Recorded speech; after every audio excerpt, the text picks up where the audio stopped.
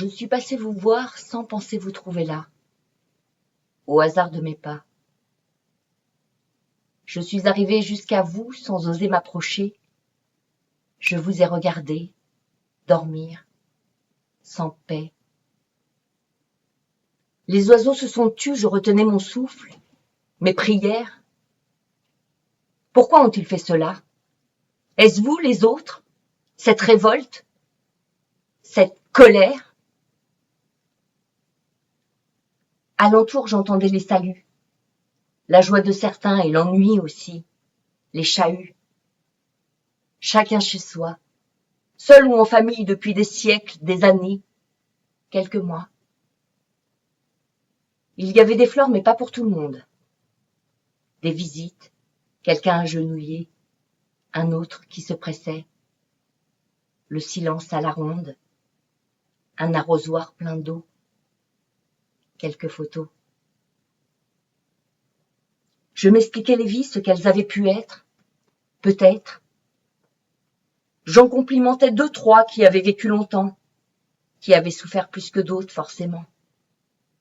Je les ai appelés. « Hé, vous autres, savez-vous ce qui se passe chez nous en ce moment? Voyez-vous toutes ces guerres inutiles, ces victimes inutiles, vous tous, sous vos monuments? Des si de noms sans cause, tous les âges, tous, de toute façon, alors pourquoi précipiter les choses? Les alignements, sous le soleil éclatant, sous les ombrages des arbres, ce silence apaisant. J'aime parler dans cet endroit, plaisanter, et j'espère un rire, un sourire. J'aime marcher et vous lire, à travers quelques dates, quelques plaques laissées là pour la mémoire, pour la gloire. À perpétuité. Il y a des chapelles et un trou commun pour ceux dont on ne sait rien. Je suis arrivée jusqu'à vous et j'ai imaginé l'horreur, la peur. Ma peur m'empêchait d'avancer plus loin. Je n'ai pas osé passer. Devant vous, l'air de rien, la pierre était fêlée. Je me promenais innocente et j'ai levé le regard, baissé la voix. J'ai senti qu'il ne fallait pas. Il y avait une tête de marbre, éclatée. Il y avait une statue balayée. Il y avait le toit qui s'écroulait et le granit déchiré. Cette tombe était en larmes, en drame. J'ai vu vos yeux menaçants qui m'interdisaient un mot, un pas de plus. J'ai entendu votre rage, je me suis tue. Le sol se serait ouvert si j'avais osé vous braver. J'ai entendu. N'avance pas. Ne viens pas. Ta gueule.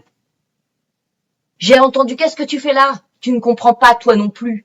Pour qui te prends-tu à nous imaginer comme ça? Tu ne connais rien de nous, tu ne sais pas. N'avance pas. J'ai vu la ferraille plantée dans vos cœurs, vos visages fous et vos lèvres crevées, vos ossements séparés, l'un à côté de l'autre, dans 2 cercueils, séparés.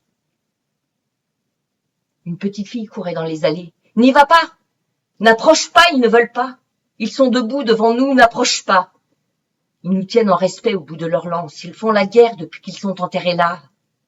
Comme ça. »